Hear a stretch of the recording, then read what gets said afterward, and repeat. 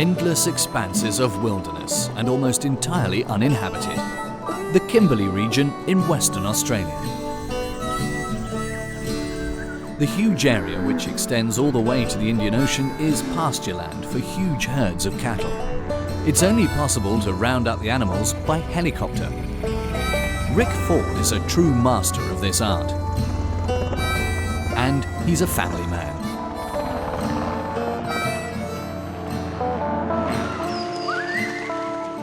It's got a big advantages. That's why we live remote, because we're not really in love with the town and the city life.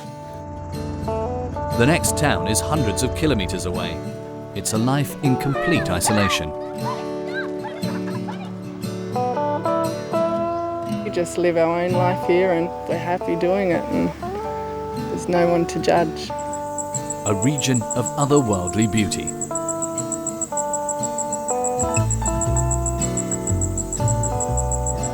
But it's also threatened by the sad fate of the Australian Aborigines. If we don't have that language, then we're just nobody. So we're just the Aboriginal person that has nothing. The Kimberley region, inaccessible, unique and full of secrets.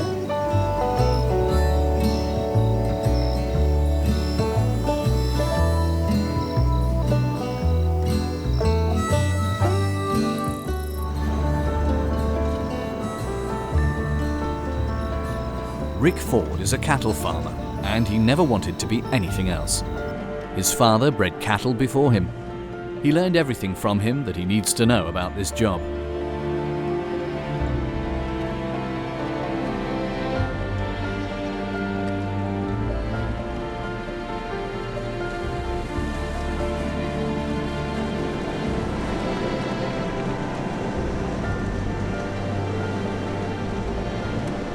Now at just 31 years of age, Rick Ford is in charge of more than 16,000 cattle.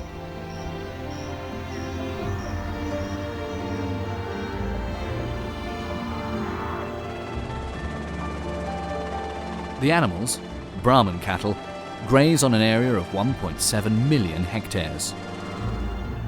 This breed has adapted particularly well to the Earth's hot, tropical regions. Rick Ford greatly enjoys the calm in the morning. He has an exhausting day ahead. He needs to round up 2,000 cattle as he wants to sell them. It's a big challenge. He never knows in advance how his animals will react to him. You can't muster the same mob of cattle tomorrow and they'll do the same thing. It's just they won't do that because they've got their own brains. So that's the exciting thing about it. You can try and outsmart them or muster them a different way, but tomorrow's going to be different because they've got 1,200, 2,000 head of cattle with their own brains. The wind could be different. They might want to water at that watering point. So it's always exciting and challenging in that regard because they're their own people basically, and they're out here to survive too.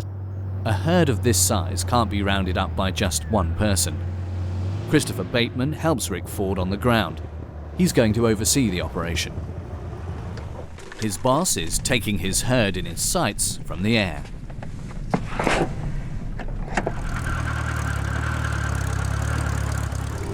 The two men are a perfect team.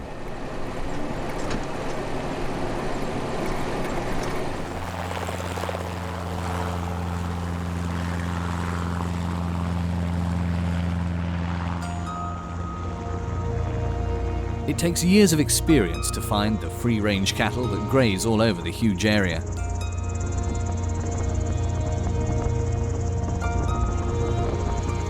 Rick Ford has some experience. He got his helicopter pilot's license when he was just 18. After 6 months of special training, during which he learned cattle herding from the air, he started this daring job.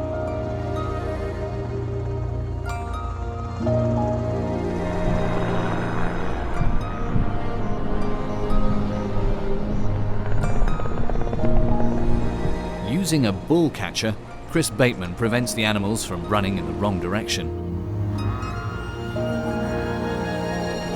Yeah, just give me a call. Yeah, roger. Yeah, we're on the left, yeah? Cattle are sensitive animals and react strongly to the sounds of the helicopter. Yeah, they've got a bit of a rattle up happening here, they're just not real flicking happy. Yeah, I'll just take a bit of pressure off. Yeah, we're right back here under the fence. The pilot's skill consists in dominating the herd with the helicopter. That means Rick Ford has to fly in a way that controls the animals but doesn't make them nervous.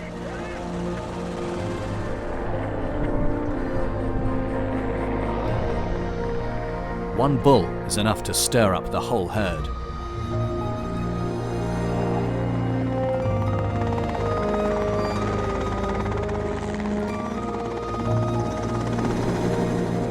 After 4 hours in the air, the farmer desperately needs a break.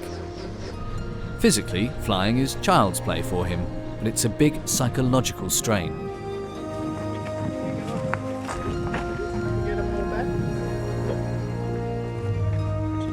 There are helicopter crashes with fatal consequences almost every year in the Kimberley region. His family wait anxiously for him to return. He went wide. If you're flying low to the ground with no airspeed on, it's called the dead man's curve. So in the mustering game, sometimes you have to be in there, and that's all part of it. You've got to accept that if you want to get the job done properly.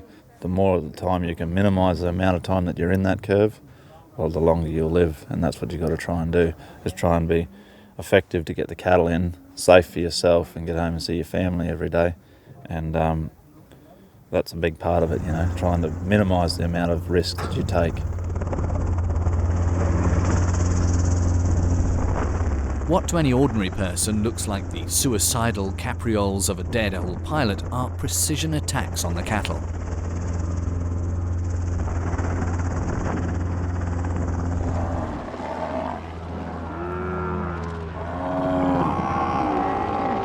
None of the animals are allowed to escape.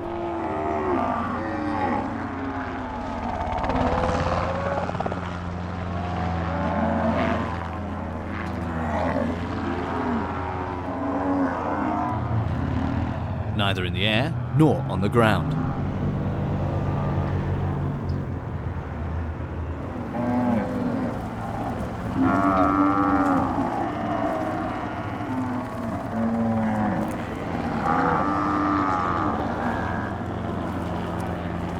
By the end of the day, Rick Ford and his team have achieved their goal. Around 2,000 cattle have been rounded up. It gives you some self-worth if you can produce a good line of cattle and then go and, you know, set them all up for sale, and you can walk across a good mob of cattle and you've got your brand on them, and you just give you some privilege and some pride to see that you're producing good cattle, you know.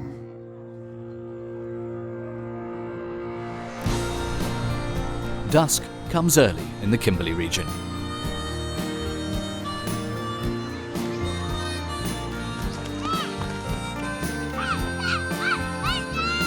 Time for the family to bathe in their own river.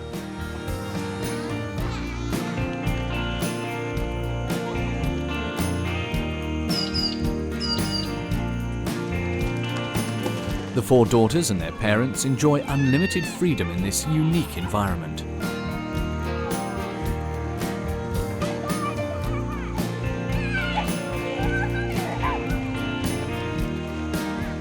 That's why we live remote, because we're not really in love with the town and the city life. Just what we've come down to this afternoon, beautiful waterhole, swim with the family after knocking off work. Beautiful people, quality time. How can you not like the Kimberleys, you know?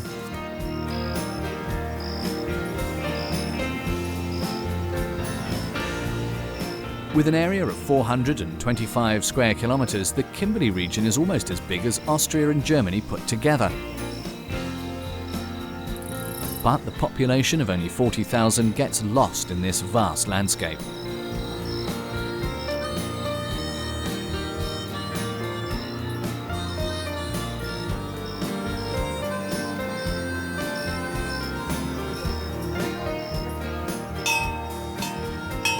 At 7 on the dot, it's time for dinner. They all eat together. That's part of the firm ritual on Springvale Farm. Rick Ford has hired 12 employees for the cattle season. He chose them together with his wife Stacey in face-to-face conversations. I'm discounted, you're right. The seasonal helpers should have an open, friendly personality and get on with each other. Team spirit is particularly important for them. Is there a way to get into the top end of the lane? If I was to not eat here, I find that if you don't eat here and the manager's up here on a pedestal and they're down here, why doesn't he come and eat with us? It creates an us and him, a him and them. Why can't he come and eat what we've got to eat and all this sort of stuff? It's just nonsense. So we try to always eat down here with the staff, just to make a good team ethic as a big group. Because you know, if I'm not going to go and get my hands dirty in the yard, why should I expect all my workers to do it for me? So they've got to have the same amount of respect for me as I have for them.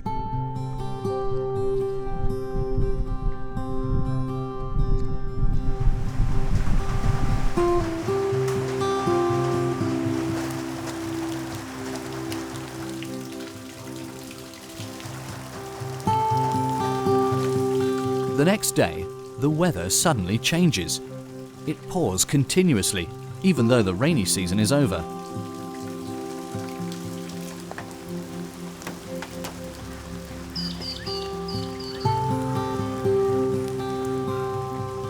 This is the heaviest April rainfall in this region since records began in 1918.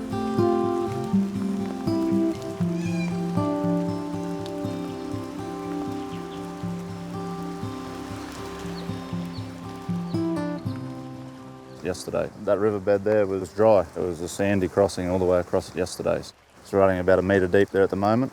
For our workload today, it's put us back. We've got cattle in the yard and that we were going to turn out on horses today, but that's obviously we can't get out to the main road now because the road crosses this river. So no travel today except possibly out to the yard in a helicopter a bit later on today once the weather breaks up a little bit.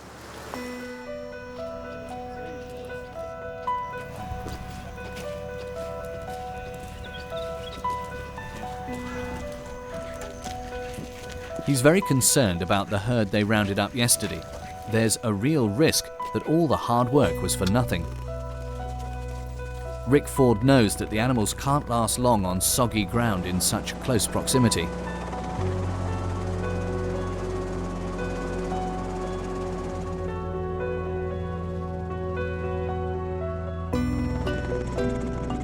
The extent of the unusually heavy rainfall can only be seen from the air. The farm building is underwater. The tranquil bathing spot has become a raging torrent.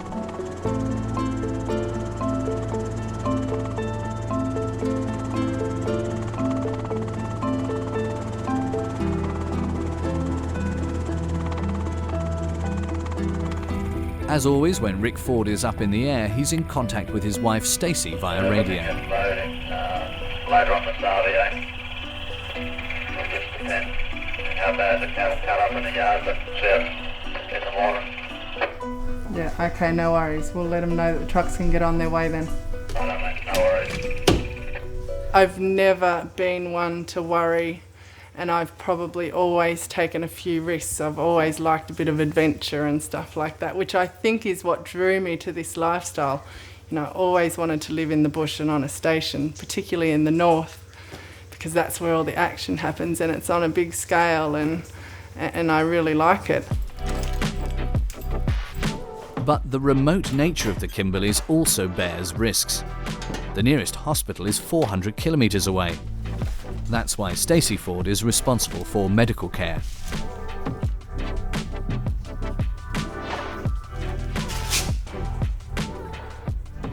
With the lifestyle that these guys live, a lot of things happen. There's a lot of falls off horses. There's a lot of, you know, fellows getting hurt in the yards and all sorts of rashes and stuff like that. And they just come to me and tell me what the symptoms are if they're able. And I get on the phone to the Royal Flying Doctor, who is a doctor living in the city, and they give me advice. We talk about it over the phone. It's fantastic and we heavily rely on this system.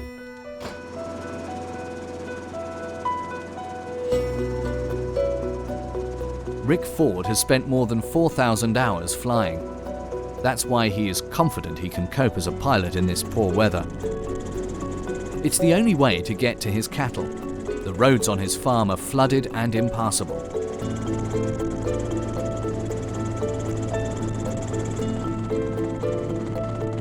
The vet was meant to assess the herd today.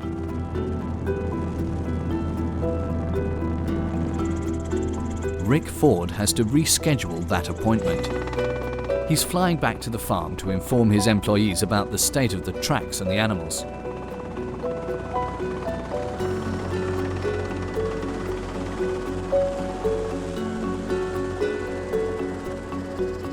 But such an unexpected day of rain also has benefits.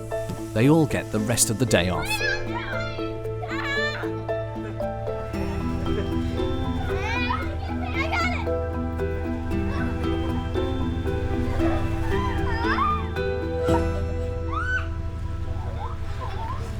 Mother Nature, she gets it right sometimes, but you just got to work with her. We can't always let her, we can't control what she does, so we just got to work with her.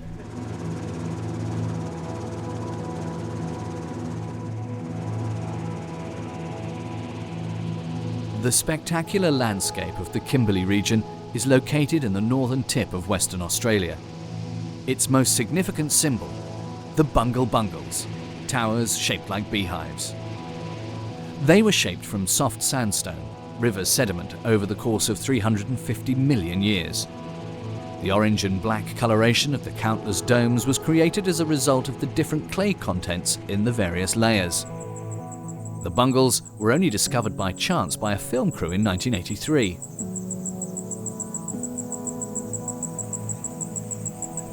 Just 20 years later, UNESCO declared this unique rock formation a World Heritage Site. The Aborigines, on the other hand, have known about them for a lot longer. In order to protect this spectacular region, Pernalulu National Park was set up.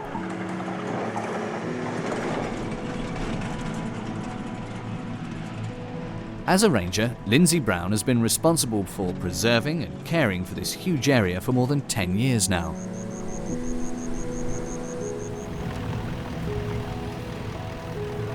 It's the beginning of May, the start of the tourist season. Together with his employees, the 55-year-old has to prepare the car parks for caravans. The boss isn't just mindful of the tourists, but also of the animals. This is one of Australia's icon lizards, the frill-necked lizard, and quite common throughout the Kimberley. This big threat display here wards off predators and also attracts females when it comes to making more. There's enough work for the rangers all year round in the national park, but from May onwards, when autumn starts in Australia and the European visitors arrive, it's peak season, a real challenge. The closest town where we get most of our supplies, stores and materials for construction and maintenance, 305 kilometres away. And we're 3,500 kilometres from a capital city. So the transportation and the cost of materials and the time it takes to get materials up here is extraordinary. So you're virtually doubling your cost to run the park. Originally, the Bungle Bungles were a gigantic block with smaller and larger cracks, but over many millions of years, the harsh weather, with strong winds and torrential rain, as well as temperatures of up to 50 degrees in summer and below zero in the winter, has given the rocks their current appearance. Lindsay Brown is very aware of his responsibility towards the Aborigines, who own this land to this day. The Indigenous people, there is evidence here that they've been in this landscape for 20 to 30,000 years or more. They've been here for a long time. Now, we have come along and taken over the management of their land, probably not by their choice, but that's the way it is. You can't change the history. However, we are working with those people, consulting and negotiating with those people in what we can do on their country. Vincent Edwards, an Aboriginal, was born and bred here. For the past 15 years, he's been a member of the ranger team in Purnululu National Park. He knows these hills better than almost anyone.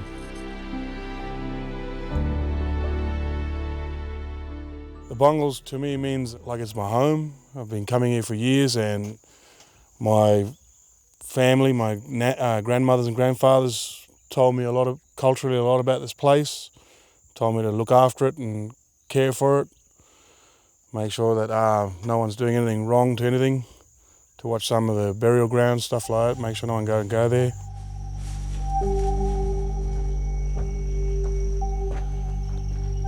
Vincent Edwards wants to maintain the family tradition. That's why the 43-year-old Aborigine looks after his ancestors' cult sites. They're regarded as sacred. This is a small Aboriginal campsite. You can tell that by women and men utensils, stone axe, a spear thrower, and the coolamans, like a wooden carrot bowl. And the hand stencils, adults and children. It's one of the many campsites in the park. It was used in the wet season time. For millions of years, life in the Kimberleys has been determined by the seasons. 90% of precipitation falls in the summertime wet season between October and April. The climate is tropical and monsoon-like. Between May and September, it's winter and the climate is dry.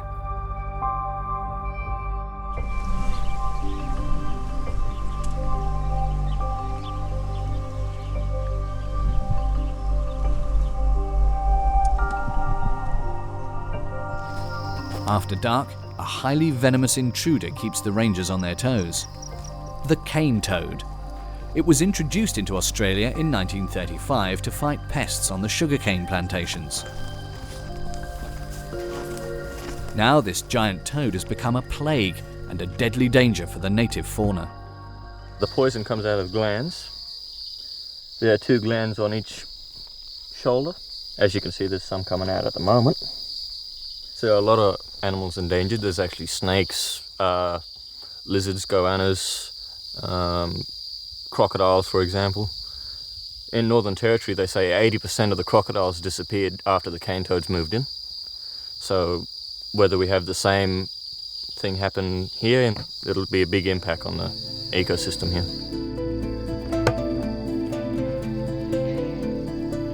The toad has virtually no natural predators in Australia and has therefore been able to spread rapidly all over the continent. Hunting the toads is a Sisyphean labour. The animals are extremely fertile. A single female produces up to 40,000 eggs twice a year.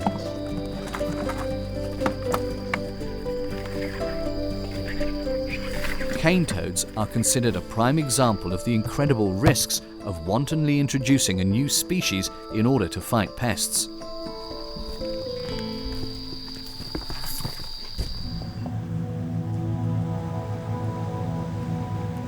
Back at Springvale Farm. It's shortly before sunrise. Breakfast time.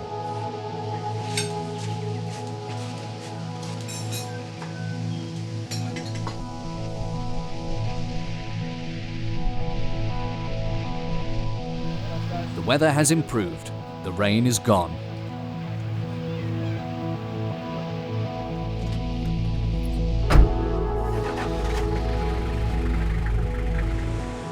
It's time to go to the cattle. Rick Ford has to hurry because the vet is to inspect his herd today.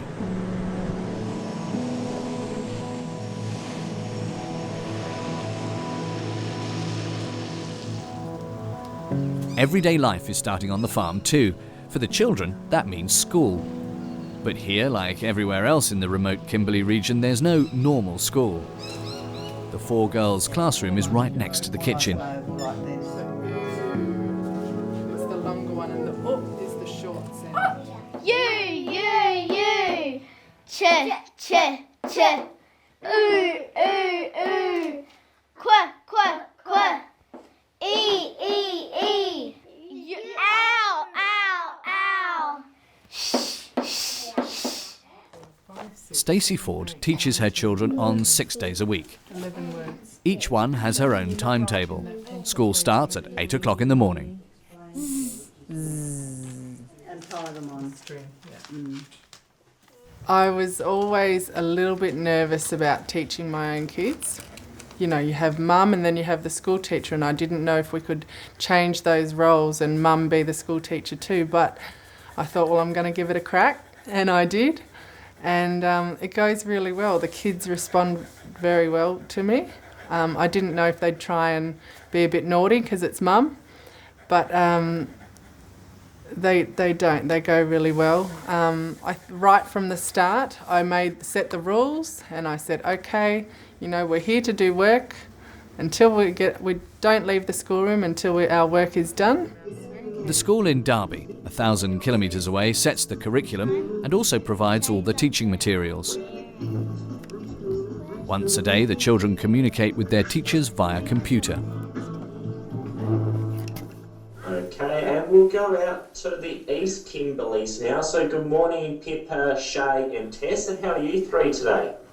Good morning, Mr. Burgess, and we're good today. The parents themselves determine how long they teach the children at home. For the last 2 days. The goal in the end is to make sure that these kids are educated and educated well. And that's what keeps me going. That's what brings me into the schoolroom every morning. I know that if by the end of this year Tess hasn't learnt the basics of reading, I'm the only one to blame. And that's probably what keeps you going the most. If these kids fail, it's because I haven't put in the effort.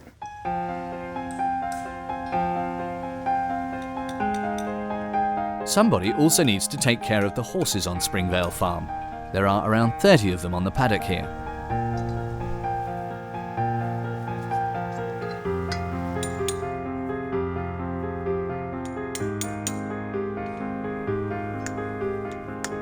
A passionate rider and horse lover, Chris Bateman is responsible for looking after the animals. It's like us, we don't go to work without shoes on, and you expect the horses to do more walking than we do, so it just saves their feet, don't make them go lame. Yep. We just put a shoe on him for the same reason we put a shoe on ourselves. The 22-year-old, who grew up on a farm himself, needs to live in such an isolated place.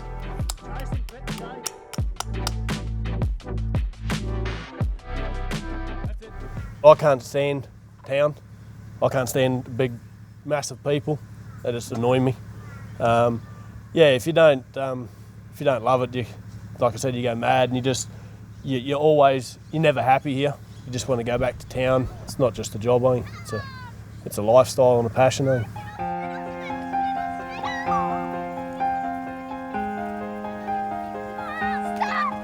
It's an attitude to life with which Rick and Stacey Ford's children are growing up quite naturally.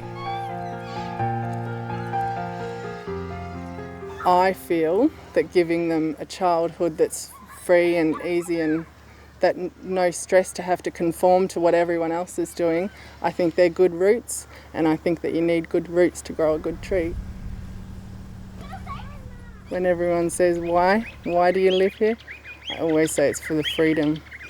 We don't have to worry about what cars everyone else is driving, what they're wearing. I don't need to worry about fashion, keeping up with everyone else. We just live our own life here, and we're happy doing it, and there's no one to judge. Everything in the Kimberleys is a bit different, a bit bigger. That's true of the family's larder too, and that's necessary because hardly any vegetables are able to grow on the region's barren soils.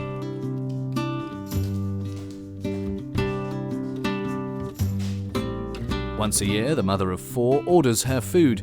It's delivered by truck from the capital, Perth, 3,500 kilometres away.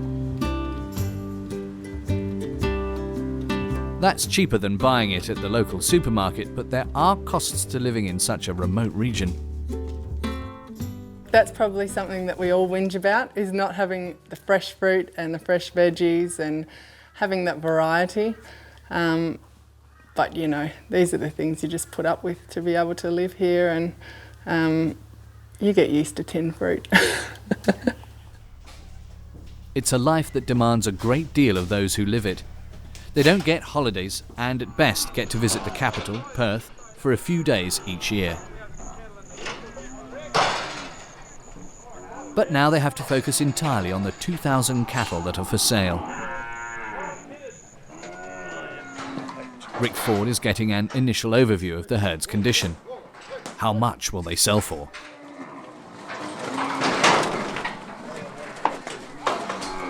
They're a bit sticky back there, aren't they?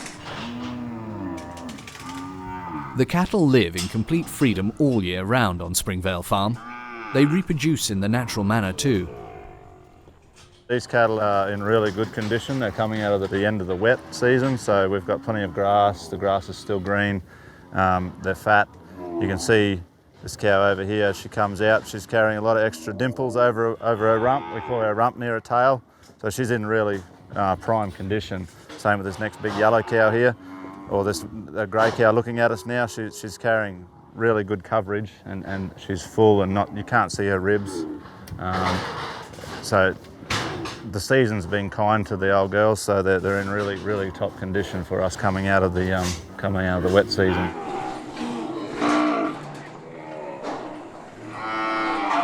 It's very important for the breeder to know which of the female cattle are in calf. To check that, the animals have to be sorted out: calves, bulls, heifers, and the potentially pregnant females.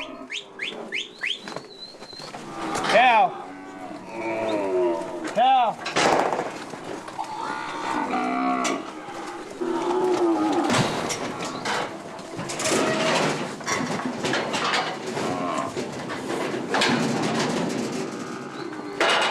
The cows are briefly restrained, then the vet does his thing. Lucky you made of steel, Dave. Yeah, empty. It's essential to know for managerial purposes. So if they're empty, they're no good to us because we produce beef cattle to raise beef. So if they're not in calf, they're eating up our grass for no particular good reason, you know. So if they haven't got a calf, they get sold because they're not producing calves for us. And if they're pregnant, like the bigger percentage is here today, that's a good thing for us because we have calves that foot next year, and that way we've got sales and productivity and money turnover. The cattle carrier will arrive tomorrow. Rick Ford has selected 200 cattle for sale.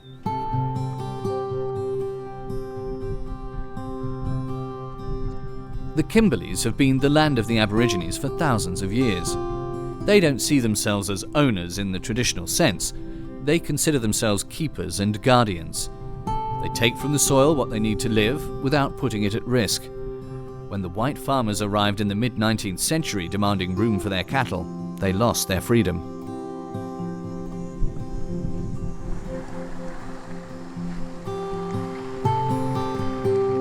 They're not benefiting from the wealth of resources in the Kimberleys. The Argyle mine is the world's largest diamond mine. The world-famous pink diamond is mined here. The Aborigines were pushed more and more from their land as a result of the mine's expansion. Robbed of their homeland, they became a homeless, enslaved people. Many of them fled to towns and cities, but unable to adapt to Western ways of life, they lead lives on the margins of society.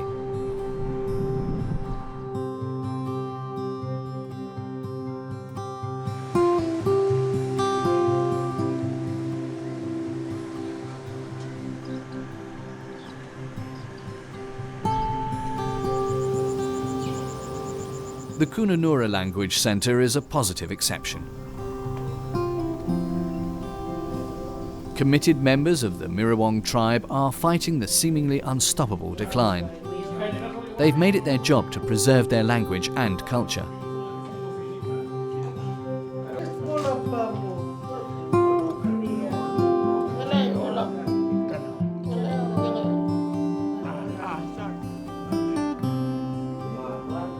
David Newry spent years fighting for this centre, and with success.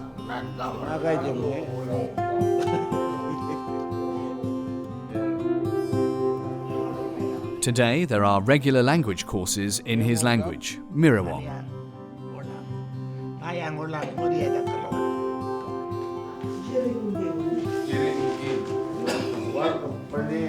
Our language is, you have to grow up with it, to learn it.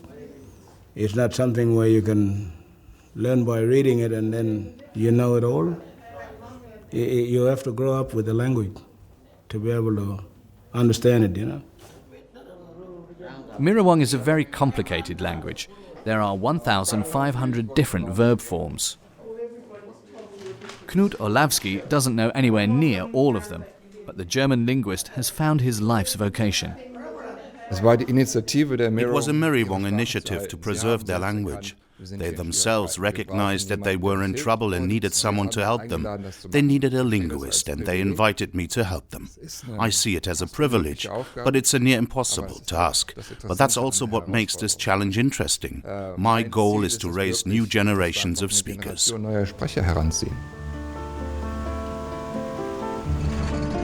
And to achieve that, he goes down unusual avenues, a language excursion into the Australian outback.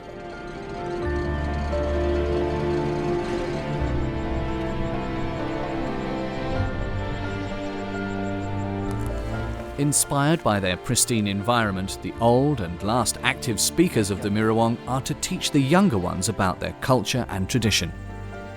Commissioned by the tribal elder, Knut Olavsky is documenting the scene with his camera to give subsequent generations a chance to learn the language. Language is the one that really identifies one as to who we are. Like I'm Mirawong, I'm only Mirawong by language. And if we don't have that language, then we're just nobody. So we're just the Aboriginal person that has nothing. If we don't keep our tradition, then our identity would be lost with it. So as Mirawong people, we have to keep practicing these kind of thing we do and teach back to our children as well.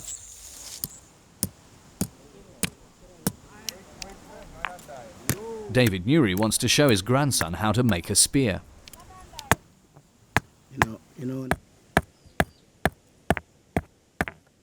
When we learn, we don't talk. We just observe, and learn from that way. And no ask question. Just look and learn.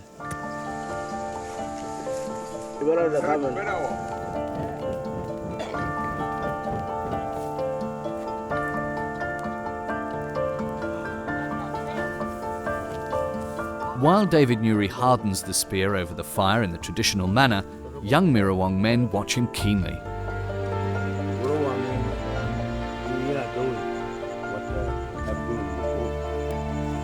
His grandson is the first to be allowed to try the spear.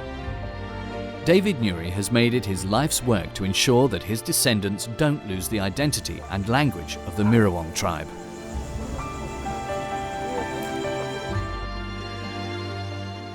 There is a bit of a danger of it being lost, but I doubt it if that will be lost because of the centre that we have. And that's the language centre, of course.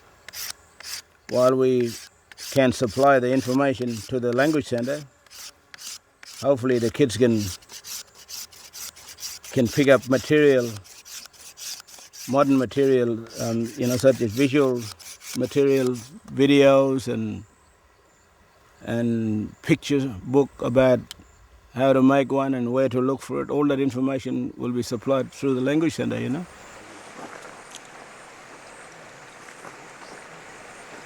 David Newry won't give up hope that the unique culture in the land of his ancestors won't be lost. It's a land that feels like it's at the end of the world, remote and with endless open spaces. Cattle land.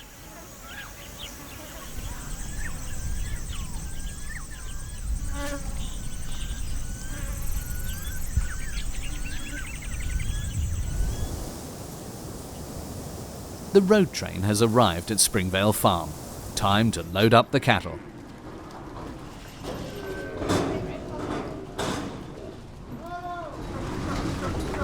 It's the first delivery after the rainy season, and Rick Ford is very proud of the good condition of his herd.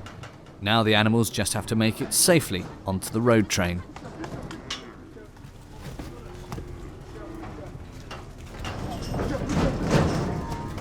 We don't want them up on the truck and then coming back down this race that we're standing beside, and we don't want them also to turn around in here, because if they turn around they slow the flow up, and then once they've stopped the flow, the rest of the cattle don't want to draw on and they don't know the direction. See, they like to mob together, so they like to flow and follow each other. So if one gets left behind, that's not desirable.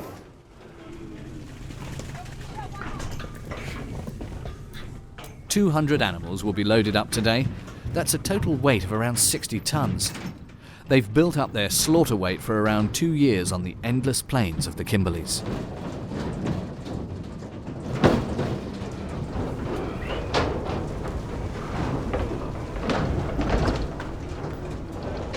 Rick Ford sells 5,000 cattle per year, but he wants that number to be a lot higher.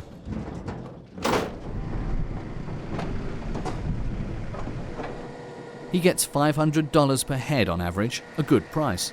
He's earned 100,000 Australian dollars today, less all the costs. It's not easy money. With them leaving today, it means we've got cash flow. They're going to sale, so that gives us good pride. You know, we know that we're going to get paid this week. You know, so that's always a good thing. And they're a good line of Brahmins, so we're pretty happy with their quality. Yeah, pretty good day really. After the rain, and we finally got them on the truck, so yeah, it was good.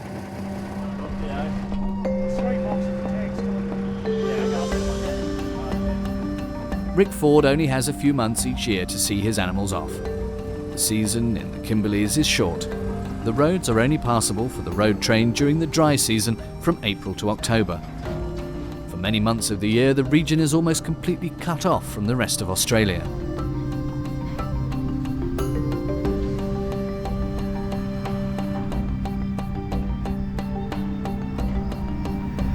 Those who live in the Kimberleys have long got used to it. They've chosen life in a remote location in harmony with their overwhelming environment.